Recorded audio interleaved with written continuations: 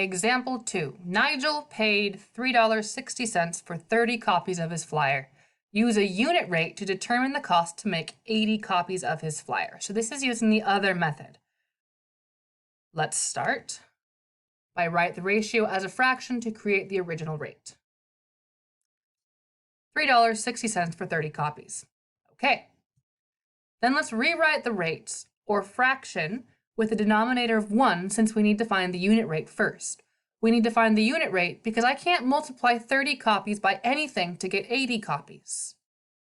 Then once we have the unit rate, I can find the equivalent rate for 80 copies.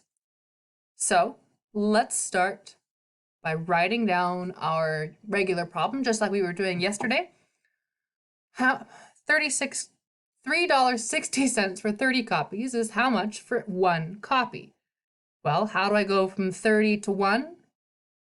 Divide by 30. What I do to the bottom, I have to do to the top, so I'm going to divide 360 by 30, and I'm going to get 12 cents for every 1 copy. Then, I'm going to use my unit rate to find out how much it would cost me to make 80 copies. Now, just a quick note, I am using the unit rate here because I cannot go from 30 copies to 80 copies because there's nothing I can do to go from 30 to 80.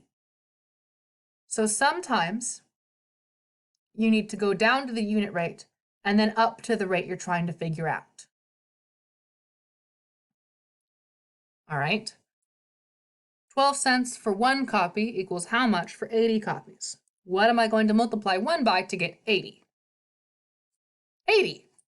And 12 cents times 80 equals $9.60 for 80 copies. Example 3. Tom buys some Hood River apples at a local fruit stand. The fruit stand charges $3 for every 2 pounds. Find the price Tom pays for 12 pounds of apples.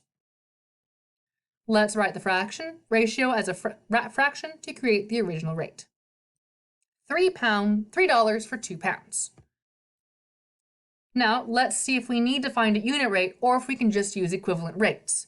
Let's look at our denominators. Can I go from 2 pounds to 12 pounds easily? Is there something I can multiply to go from 2 to 12? If you answered yes, which is correct, then we can just use equivalent rates. In this case, we can multiply by 6. So how much will it cost for 12 pounds of apples? Well, $3 times 6 is $18 for 12 pounds of apples. In this case, we did not need to find the unit rate because we could go from our first denominator to our second denominator. We could go from 2 to 12, like we could not go from 30 to 80 in the last example.